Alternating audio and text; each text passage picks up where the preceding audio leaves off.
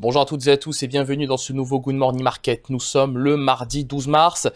Inutile de le dire, la séance du jour sera marquée par le Brexit et ce vote du Parlement britannique qui va devoir s'exprimer sur l'accord que Theresa May a finalisé cette nuit, avec ce nouvel accord que Theresa May a passé cette nuit avec Jean-Claude Juncker, donc président de la Commission européenne. Évidemment, si cet accord sur le Brexit, sur la sortie du Royaume-Uni de l'Union européenne est rejeté par le Parlement britannique, par la Chambre des communes, eh bien, la Chambre des communes devra s'exprimer de nouveau demain sur la façon dont ils devront tout simplement écarter l'idée d'un Brexit sans deal et aussi s'exprimer jeudi sur la perspective d'un report de la date butoir du 29 mars.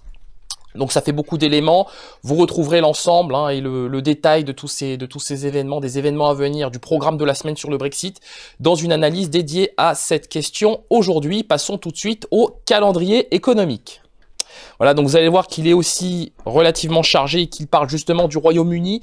Donc voilà, à 10h30, la production manufacturière et production industrielle au Royaume-Uni, donc au titre du mois de janvier, donc statistique qui aura un impact tout à fait certain sur la livre sterling, qui s'est d'ailleurs envolée, qui a même d'ailleurs salué cet accord de dernière minute passé entre Theresa May et Jean-Claude Juncker. On s'intéressera aussi à 13h30 à l'indice des prix à la consommation aux États-Unis, donc statistique importante évidemment, 1,6% au titre du mois de février, en rythme annualisé évidemment. L'inflation de base est attendue en hausse de 2,2% en rythme annualisé, donc évidemment statistique très importante.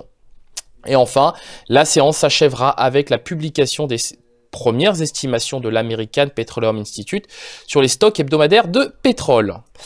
Voilà, la livre sterling. Donc vous le voyez ici, la livre sterling évolue sur le niveau des 1,3230 quasiment. Donc il en faut peu pour retrouver le niveau des 1,33. Alors évidemment, si on a aujourd'hui un accord sur le Brexit, un vote surprise en faveur du Brexit du Parlement britannique, eh bien, il y a fort à parier que cette livre sterling retrouvera le niveau des 1,3350.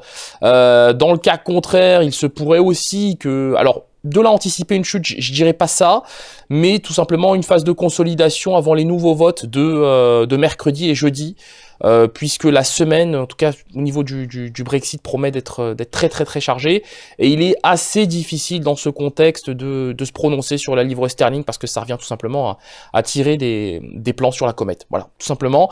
Mais toujours est-il qu'aujourd'hui, si la Chambre des communes s'exprime en la faveur de cet accord que Theresa May a passé, ce qui est peu probable, il y a fort à parier qu'on retrouve au moins le niveau des 1,3350 sur cette livre sterling contre dollar. Enchaînons avec le DAX 30 qui chute ce matin, voilà, donc chute assez agressive sous le niveau des 11 595 points. Donc on avait réussi à s'en affranchir de ce niveau avec un retour sur le niveau des 11 627 points. Alors évidemment hier on a passé une très bonne séance sur les marchés, soutenu par le secteur de la tech, soutenu par les bancaires. Donc bon, évidemment donc toutes les valeurs cycliques ont forcément ont suivi, on l'a vu à Paris. Ça s'est forcément retranscrit sur l'ensemble des places européennes. Et là, forcément, voilà, repli technique sur l'indice DAX 30. Repli technique assez inquiétant puisque les prix viennent de casser les deux moyennes mobiles à 7 et 21 périodes. Pourquoi pas un retour à court terme sur le niveau des 11 560, 11 550 au pire, mais voilà, une phase de consolidation est à anticiper autour de ces niveaux de prix à court terme sur le DAX 30. Poursuivons avec la paire euro-dollar qui poursuit sa progression dans le sillage du sterling, ou de la livre sterling plutôt. Donc bon, on revient sur le propos d'hier, on anticipait déjà hier le niveau des 1,1270, donc ça n'a pas, bon, c'est désormais chose faite. On peut, je pense, maintenant anticiper le niveau des 1,13 $ pour 1 euro. La toile de fond technique est parfaitement favorable, en tout cas à une nouvelle hausse de la paire en direction des 1,13 $ pour 1 euro. On a un croisement aussi entre les deux moyennes mobiles à 7 et 21 périodes, donc on a quelque chose de tout à fait favorable à une hausse de la paire euro-dollar. Poursuivons avec le pétrole et le WTI qui poursuit sa progression. Nous anticipions hier au travers de notre analyse sur le WTI le niveau des 57 $ le baril. C'est aussi désormais chose faite puisque l'actif évolue autour des 57,1 $ le baril. Alors, Toile de fond très positive sur le pétrole. L'Arabie Saoudite a annoncé hier qu'ils réduiraient leurs exportations de pétrole, qu'ils réduiraient davantage aussi leur production de pétrole. Donc l'ensemble de ces éléments favorise les prix du pétrole. Ce qui est à craindre ici, c'est bien évidemment une nouvelle intervention de Donald Trump au travers d'un tweet, comme on l'a vu il y a de cela quelques jours, et qui avait fortement pénalisé les cotations d'ailleurs.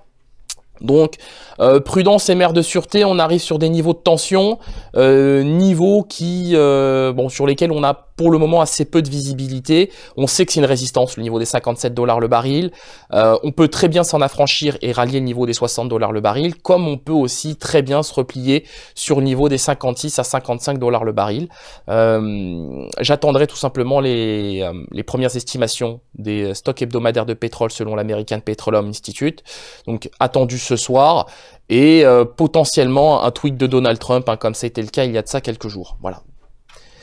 L'indice S&P 500 qui lui forcément retrouve des couleurs. Alors les indices US hier ont été tirés par les valeurs de la tech, donc avec notamment Apple qui a fait l'objet d'une recommandation d'achat de la part de Bank of America.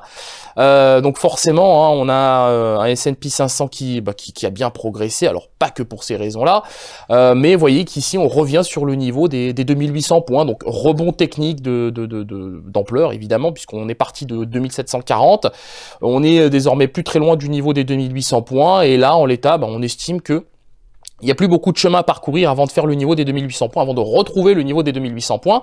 Et le cas échéant, nous pourrions très bien rallier le niveau des 2820 points. Donc le biais est très clairement favorable à une hausse de l'indice S&P 500 à court terme. Voilà. Merci d'avoir suivi ce Good Morning Market. Nous vous souhaitons une excellente séance de trading, une excellente journée. N'hésitez pas à partager, liker ou encore commenter cette vidéo. Au revoir.